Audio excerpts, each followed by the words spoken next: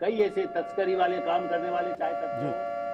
तो इस वक्त एक बड़ी खबर का रुख करना है। बिहार के पूर्णिया में लोकसभा चुनाव लड़ने को लेकर के इस वक्त बीमा भारती ने पूर्णिया सीट से नामांकन कर दिया है। बीमा भारती का कहना है कि हमसे कोई नाराज नहीं है। ये देखिए, तेजस्वी साथ मौजूद है। बीमा भारती ने आरजेडी की सीट से नामांकन कर दिया है। बीमा भारती तो एक और लड़ाई यहाँ पर नजर आ रही है, क्योंकि पप्पू यादव कह चुके हैं कि वो जिंदगी छोड़ देंगे लेकिन पूर्णिया नहीं छोड़ेंगे। अभी थोड़ी दिन पहले उनका ये बयान आया।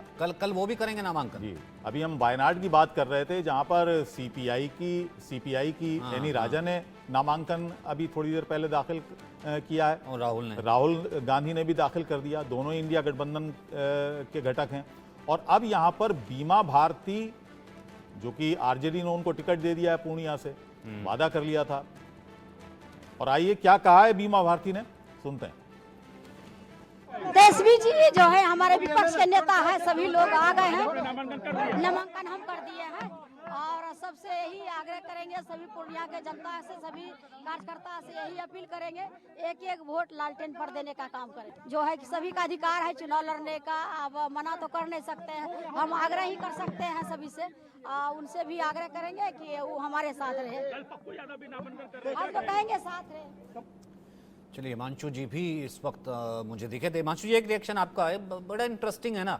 फिर वैसे आप साथ हैं, रामलीला मैदान में साथ हैं, फिर चुनाव प्रचार बिल्कुल अलग से करेंगे। यहाँ पर भी गठबंधन है, बीमा भारती आज, कल पप्पू यादव। ये तो होगा ही ना, ये तो भानुमति का कुनबा है ना जो दिख रहा है। और सामने से कहते हैं ना कि आपके साथ में दिल्ली में गठबंधन करेंगे, पंजाब में फ्रेंडली फाइट करेंगे। अब ये फ्रेंडली फाइट चुनाव में क्या होती है, वो मेरे जैसे बेचारे बहुत से भारतीय नागरिकों के समझ के परे। तो ये सब फ्रेंडली फाइट्स हो रही है ना। वायनाड में देखो आप, पूर्णिया में देखो, कहीं पर गठबंधन जैसा कुछ लगता है क्या? मुझे तो नहीं लगता। देखिए, वो कहते हैं कि हमारा गठबंधन है, तो हम मान लेते हैं कि उनका गठबंधन है। और गठबंधन के प्रतिस्पर्धी, गठबंधन के स्पर्धक एक दूसरे के सामने जब प्रतिस्पर्धा करते हैं तो इसको ये फ्रेंडली फाइट कहते हैं। मगर क्या फ्रेंडली फाइट में ऐसा होगा कि आखिर में जिसको ज्यादा वोट मिले होंगे, दूसरे नंबर वाले के सभी वोट उसमें कन्वर्ट हो जाएंगे? ऐसा कुछ इलेक्शन कमीशन करेगा क्या? चलिए, राहुल लाल जी भी हमारे साथ बने हुए हैं। क्या सभी राजनीतिक दल ऐसा करते हैं, राहुल लाल जी? देखिए, जब बड़े स्तर पे गठबंधन बनता है तो उसमें फ्रेंडली फाइट कोई नई अवधारणा नहीं है। ये बहुत सारे मामलों में संभव है और कई बार ये रणनीतिक दृष्टि से भी किया जाता है। उदाहरण के लिए आप देख लीजिए, जो पंजाब का मामला है, वहां पे आम आदमी पार्टी और कांग्रेस ने बिल्कुल सोच समझ के वो निर्णय लिया कि वहां पे वो समझौता नहीं करेंगे। अगर वहां पे समझौता करके वो काम करते, फिर वहां पे स्पेस जो है कि जरूर जो है कि अकाली दल के लिए स्पेस बनता और भारतीय जनता पार्टी के लिए स्पेस बनता। तो ये रणनीति के अलग अलग हिस्से होते हैं। आप ये नहीं कह सकते कि लेकिन बिहार की मजबूरी नहीं समझ आई। इस तरह से चलती मैं है। वैसे एक कह चीज रहा और मैं कह हूं, दूं, बिहार की मजबूरी हमने पहले भी एक बार डिस्कस किया था। ये बिहार की मजबूरी नहीं समझ आई। पप्पू यादव को ले आए, प्रॉमिस कर दिया, फिर पप्पू यादव कह रहे खड़े हो जाएंगे। भाई, जनता तो देखती है ना, जीतेगा तो एक ही। लेकिन देखिए, वहां पे कहीं कहीं हमें लग रहा है कि उस जो पूर्णिया सीट को लेके उस जगह पे मैं जरूर मानता हूं कि कुछ ना कुछ कम्युनिकेशन के शुरुआती स्तर पे गड़बड़ी हुई। और जब कांग्रेस ने जब ये निर्णय लिया, पप्पू यादव मिले भी लालू यादव से, और उसके बाद फिर अचानक से बीमा भारती की एंट्री होती है, तो उस तरह के विवाद से गठबंधन चाहता तो वो जरूर पूर्णिया जैसे विवादों से बचा जा सकता था। वो मैं मानता हूं कि कहीं कहीं निर्णय प्रक्रिया में कहीं कम्युनिकेशन से संबंधित तमाम तरह की चीजें। अरविंद जी कुछ कहना चाह रहे हैं, राहुल लाल जी, अरविंद जी कुछ कहना चाह रहे हैं, खासतौर से जो पूर्णिया की सीट है। जी, हम लोग रोज पप्पू पप्पू कर रहे हैं। पिछले चुनाव में पप्पू क्या करते रहे और किस तरह से पैसा ले आए और किस तरह से हेलीकॉप्टर से लड़ते रहे और फिर उनको कितना वोट मिला, इसको नहीं भूलना चाहिए। और उससे बड़ी बात यह है कि पूर्णिया का एक और पप्पू है, उसको भी आप नहीं भूलिए, उदय सिंह, जो वहाँ से कई बार एमपी रहे हैं। और उनका परिवार, माधुरी सिंह उनकी माँ, उनके बाप टीपी सिंह, इन सब का पूर्णिया से बहुत गहरा रिश्ता है। कांग्रेस आज भी उस पूर्णिया की मांग अगर कर रही थी तो पप्पू यादव के लिए नहीं कर रही थी, पप्पू सिंह के लिए कर रही थी। तो उस पप्पू को का क्लेम भी खत्म हुआ है। और वो पप्पू इस पप्पू यादव के एकदम खिलाफ थे कि इनको नहीं आना चाहिए। पिछली बार के हारे हुए कैंडिडेट वही हैं नंबर 2 के। ये पप्पू यादव तब मधेपुरा में थे और उनको 1 लाख वोट मिला था। तो इसलिए ये पप्पू मीडिया का प्रिय है, क्योंकि ये ओवैसी मीडिया का प्रिय है। ये पक्ष भी याद रखना चाहिए कि ये सब मीडिया, पप्पू ने काम इस बीच किया है जरूर, लेकिन ऐसा नहीं किया है कि पप्पू उनके बगैर पूर्णिया सुना था और वो पूर्णिया जाएंगे तो पूर्णिया का उद्धार हो जाएगा, या वो बड़े उद्धारक की भूमिका में अब आ गए हों और वो जाते चुनाव जीत जाएंगे। उधर से जो कैंडिडेट आया है, जो पिछली बार जीता है, वो कोई साधारण कैंडिडेट है। तो इसलिए वहाँ लड़ाई बहुत तीखी है। और वहाँ अब इस बार याद रखिए कि इस बार पूरे बिहार में लालू यादव बाहर होकर चुनाव लड़ रहे हैं और लड़वा रहे हैं। और लालू से बढ़िया बिहार के हर कंस्टिट्यूंसी को शायद ही कोई जानता है। और लालू के निशाने भी इस बार बहुत साफ हैं। लालू किनको किनको निशाना बना रहे हैं, क्योंकि वो सिर्फ तेजस्वी को आगे करना तो उनका एक मकसद है, आरजेडी को। अच्छा अरविंद सर, लेकिन उनको बहुत सारे स्कोर भी सेटल करने हैं। इसी कड़ी में जो हम कल में डिस्कस कर रहे थे, सारन कैसी फाइट देख रहे हैं फिर आप? मतलब है तो लालू की चॉइस। सारन की फाइट भी अच्छी होगी, अच्छी होनी चाहिए। लेकिन रूडी भी कोई कमजोर कैंडिडेट नहीं है वहाँ। रूडी भी पर्याप्त अपने इलाके में सक्रिय रहे हैं। बल्कि रूडी को जो बीजेपी लीडरशिप ने उनके साथ ट्रीटमेंट किया है पिछले काफ़ी समय से, उसको लेके लोकल लोगों को नाराजगी जरूर रही है कि जाने किसको किसको प्रमुखता दी गई और राजीव रूडी को नहीं दिया गया, क्योंकि जो वो डिजर्व करते थे। तो वो अपनी जगह है, लेकिन राजीव रूडी पर्याप्त मजबूत कैंडिडेट हैं।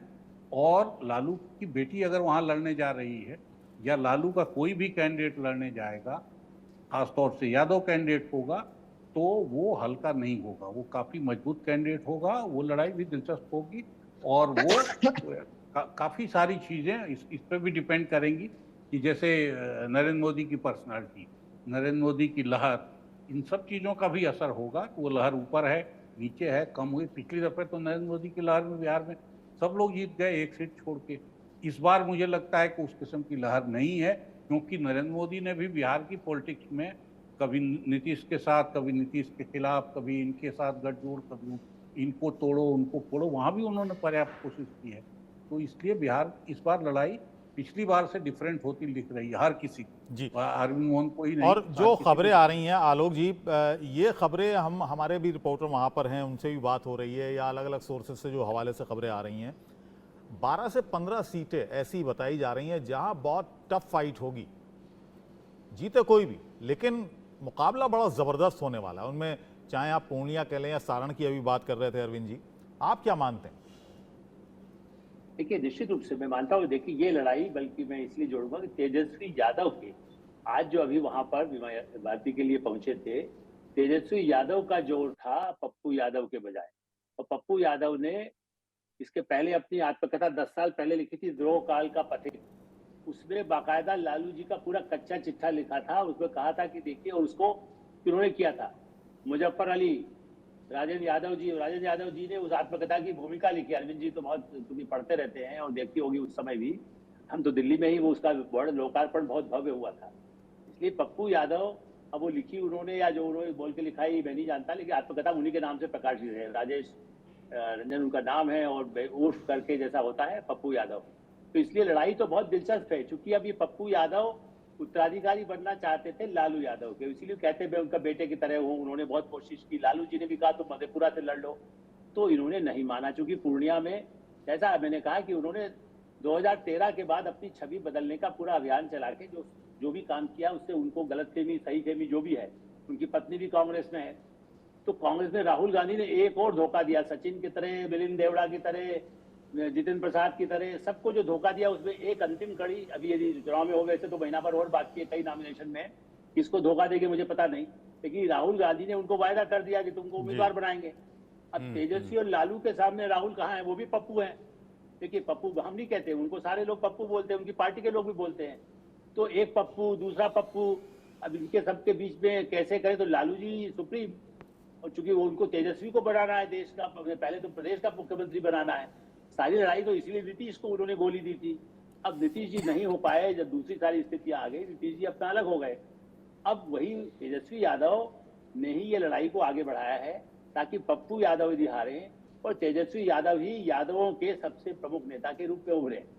चाहे बीजेपी मोहन यादव को उभार रही है, अखिलेश यादव, मुलायम सिंह यादव ने पप्पू यादव को बढ़ाया, लालू प्रसाद यादव ने बढ़ाया, क्योंकि यादव वो एक उसको, उन पे तो कितने मुकदमे हैं, 17 साल जो जेल में रहा।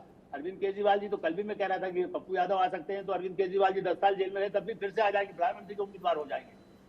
चलिए अभी पप्पू यादव का क्या रिएक्शन आता है, नामांकन के बाद पप्पू यादव का क्या रिएक्शन आता है, ये भी देखने लायक होगा, क्योंकि पप्पू यादव लगातार ये कहते रहे हैं, यहां तक एक्सट्रीम उन्होंने कहा था कि मैं जिंदगी छोड़ सकता हूं, पूर्णिया नहीं छोड़ सकता हूं। अब क्योंकि टिकट पहले ही बीमा भारती को दे दिया था आरजेडी ने, और उसके बाद आज नामांकन भी उन्होंने करा दिया, तो अब पप्पू यादव का रिएक्शन भी देखने लायक होगा। अबुल जी लेकिन एक चीज और खाली एक लाइन में कहूंगा कि आखिर कैसे वोट ट्रांसफर होगा, नीतीश जी का वोट कैसे जो है चिराग पासवान को ट्रांसफर होगा, चिराग पासवान के वोट कैसे नीतीश जी को ट्रांसफर होगा, ये भी बिहार में बहुत बड़ा सा मसला फंसा हुआ है। ये भी मसला है, ये भी देखने लायक होगा। बहुत बहुत धन्यवाद, आप सभी का बहुत बहुत शुक्रिया हमसे बात करने के लिए, हमसे जोड़ने के लिए बहुत बहुत धन्यवाद।